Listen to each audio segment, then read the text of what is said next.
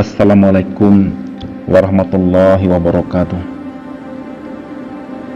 Saudaraku, umat muslim seluruh dunia, kali ini kami akan menceritakan sejarah kisah kehidupan terbaik sepanjang masa, yaitu sejarah perjalanan kehidupan manusia termulia, mulia di dunia, mulia di akhirat, yaitu Nabi Muhammad sallallahu alaihi wasallam.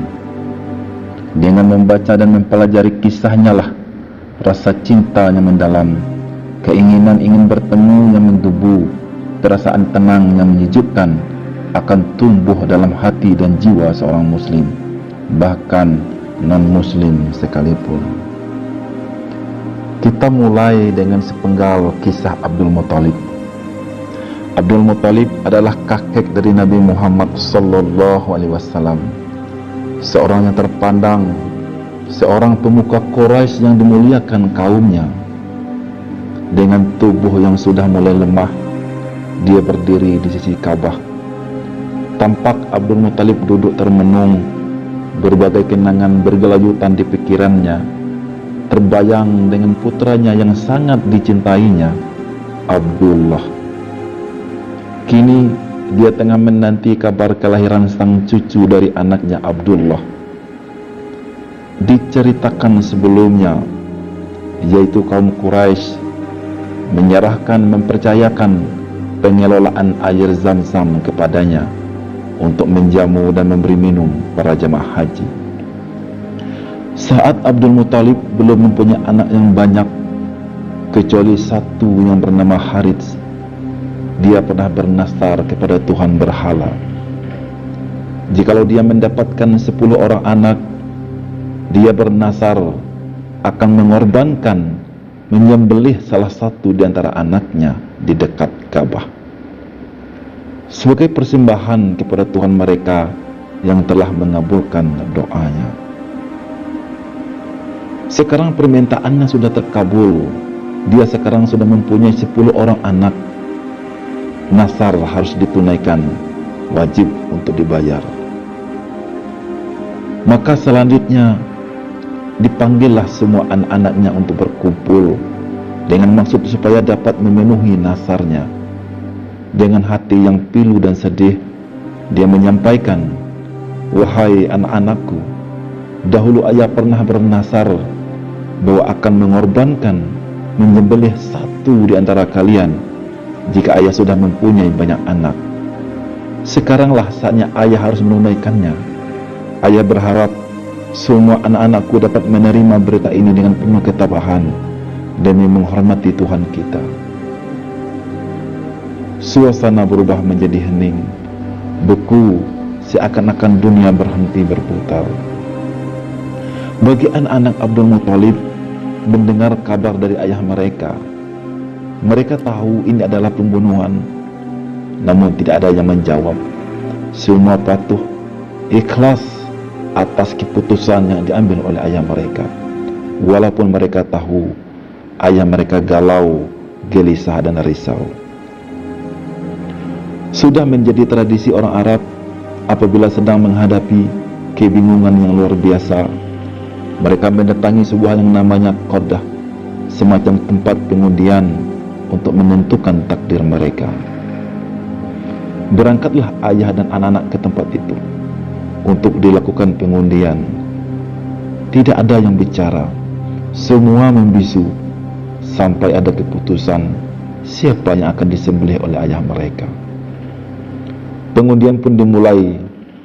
Berdegup kencang jantung Abdul Muthalib dan anak-anaknya melihat nama siapa yang akan keluar.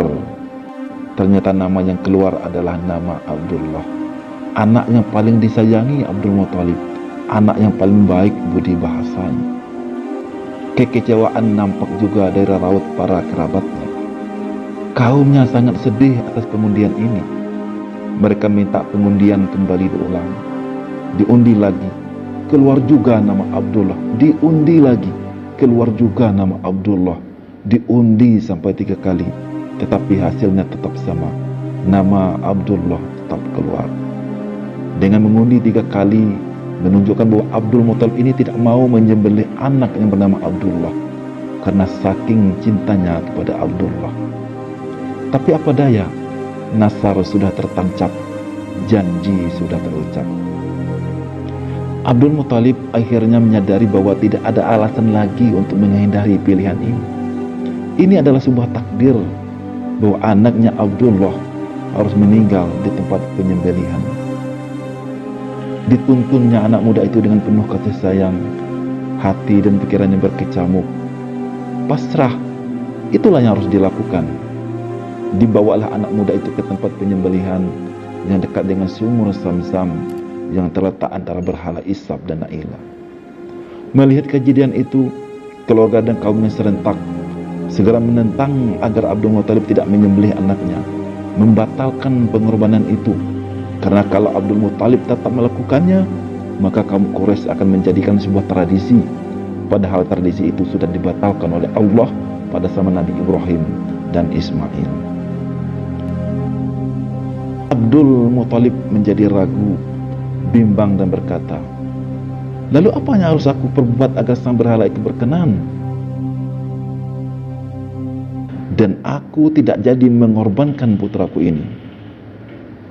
Muncullah Mughirah bin Abdullah dari suku Makhzum dan berkata, "Kalau penebusannya dapat dilakukan dengan harta kita, kita tebuslah dengan harta kita, dan kita akan menemui para peramal terbaik yang kita kenal." Solusi yang ditaruhkan dari Bani Makhzum ini setidaknya memberi secercah harapan. Dia memang tidak ingin melakukan hal itu, tapi dia punya prinsip yang teguh terhadap Tuhannya. Janji kepada Tuhan adalah yang utama untuk didahulukan, suka atau tidak suka. Akhirnya kaumnya mendatangi peramal, sebab kala itu bangsa Arab juga mempercayai peramal dan juga dukun. Si peramal memberikan jalan keluar dengan cara mengundi nama Abdullah dengan 10 ekor unta.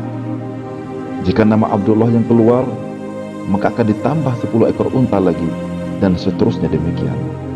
Jika nama unta yang keluar, berarti Abdullah dibebaskan untuk dikorbankan. Mereka pun kembali mengadakan pengundian. Undian yang pertama keluarlah nama Abdullah, ditambah 10 ekor unta lagi. Diundi lagi, keluar lagi nama Abdullah, ditambah lagi 10 ekor unta lagi.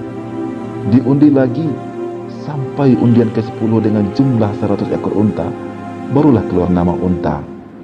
Dalam hal ini nyawa Abdullah selamat, boleh ditukar dengan 100 ekor unta sebagai penebusannya. Orang-orang Quraisy berseru, "Wahai Abdul Muthalib, Tuhan sudah berkenan." "Tidak," kata Abdul Muthalib, "ini harus kulakukan sampai 3 kali. Jikalau sampai 3 kali diundi, yang keluar adalah nama unta, barulah hatiku senang.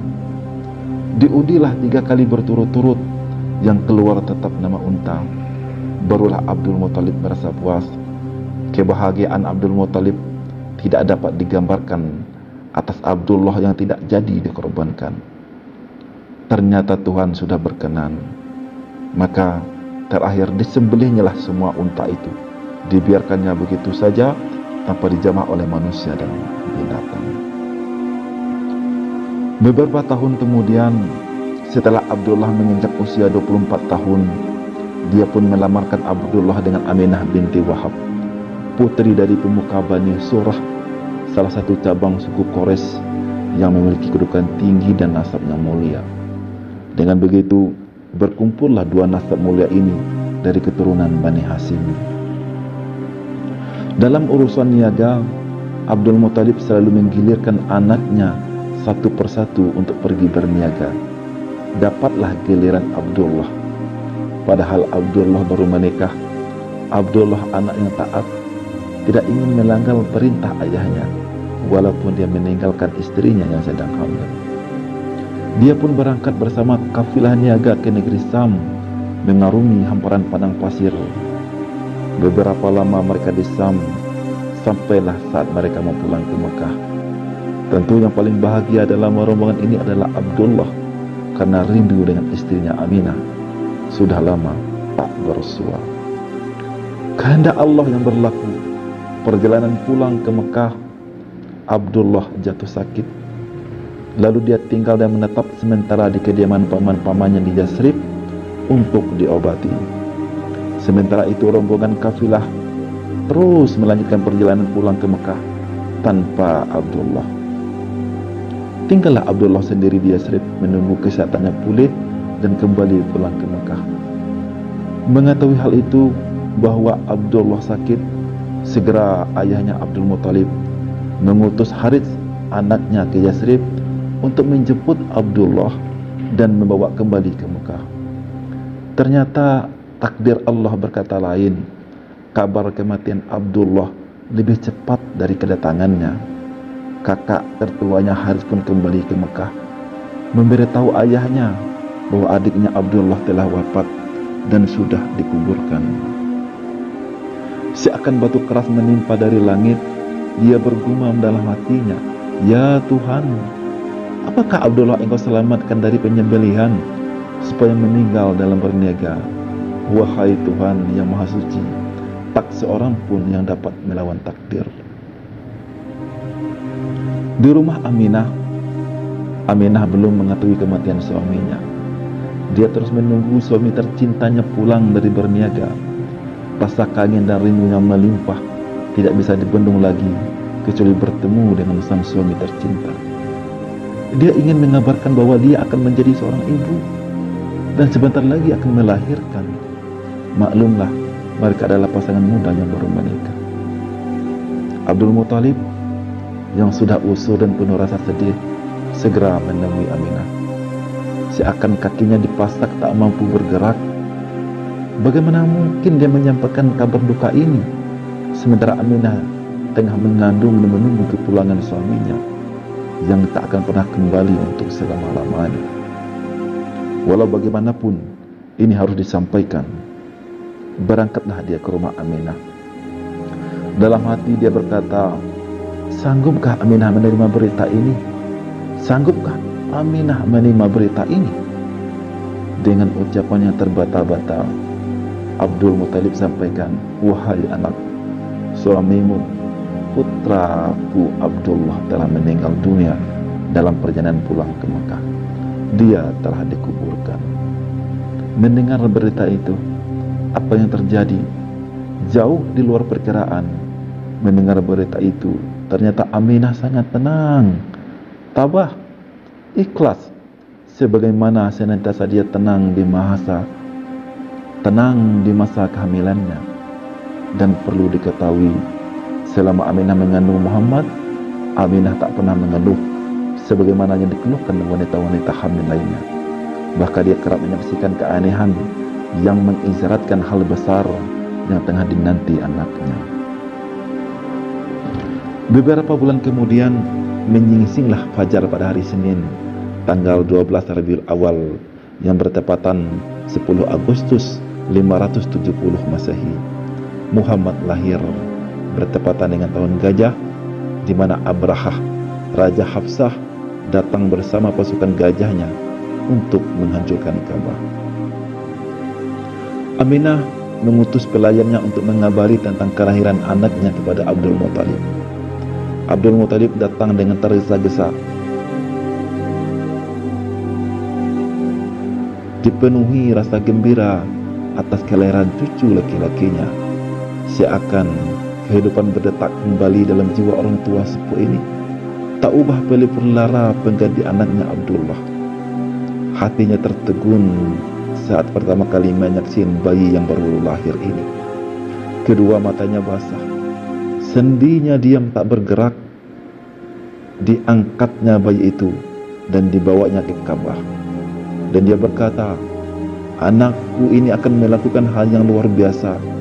Anakku ini akan melakukan hal yang luar biasa. Aku namakan dia Muhammad." Kaumnya bertanya, "Wahai Abdul Muthalib, kenapa engkau memilih nama itu? Bukankah nama itu tak dikenal di kalangan bangsa Arab?" Abdul Muthalib menjawab, "Aku ingin dia dipuji Allah di langit dan dipuji makhluknya di bumi."